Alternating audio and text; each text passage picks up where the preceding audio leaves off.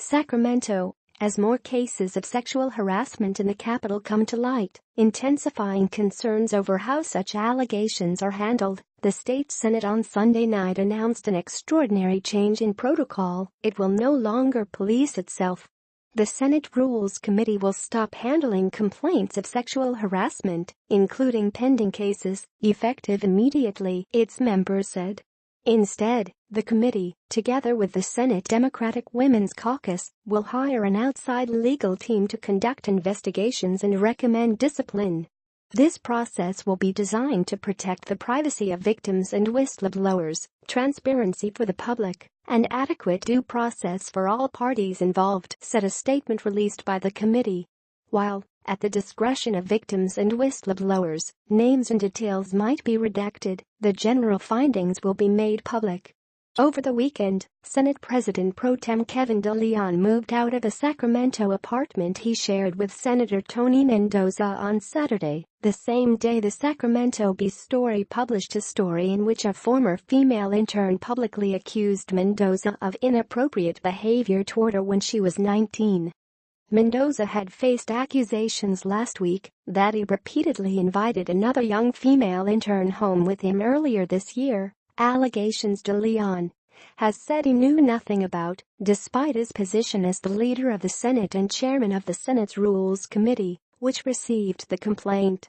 Jennifer Court, who once worked as an intern in Mendoza's Los Angeles area office, told the Bee that Mendoza took her to his hotel room during a Democratic Party convention in San Jose in 2008 when she was 19.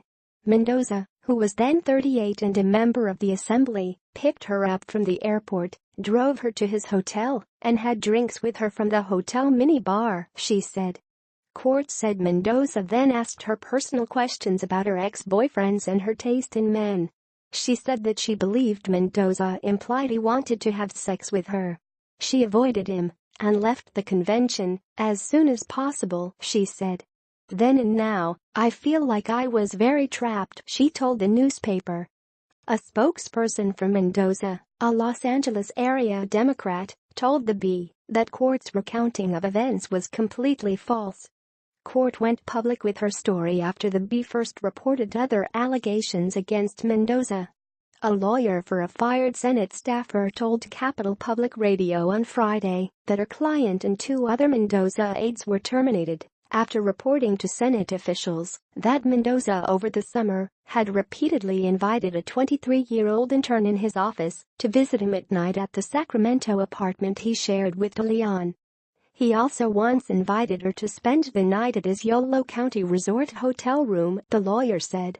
Senate officials have said an investigation is underway and have strongly denied that the staffer's reports had to do with their being fired.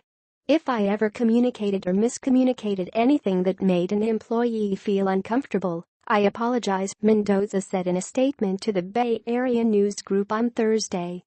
The reports about Mendoza had some in Sacramento wondering how De Leon, who chairs the Senate committee that investigates allegations of sexual harassment, could have been unaware of the reports and investigation into his roommate. A De Leon spokesman confirmed Sunday that the Senate leader had moved out of the apartment that he shared with Mendoza during the week. He did not provide more information. Assemblyman David Chu, D. San Francisco, who Court now works for, said in a Facebook post Saturday that with recent allegations and continued denials, I have serious doubts about whether Mendoza should continue to serve in public office. The scrutiny on sexual harassment in Sacramento has exploded since more than 100 women wrote an open letter last month decrying a culture of harassment in the capital. De Leon said his office has asked the Women's Caucus for further recommendations on new protections that will encourage those who have been victims or witnesses of harassment to come forward and report and provide counsel and assistance throughout the reporting process. In a statement issued by De Leon's office, the Women's Caucus said the culture of harassment and the code of silence surrounding it have plagued this capital for too long, and it's time for us to acknowledge that a system can't protect victims and witnesses if victims and witnesses can't trust the system. Last month, De Leon responded to the "We Said Enough" letter by hiring the law offices of Amy Oppenheimer, which specialize in investigations into workplace harassment, to launch a probe into incidents that emerged in the media in recent weeks. At the same time, the Senate said it also hired CPS HR Consulting to review its harassment, discrimination, and retaliation policies and practices.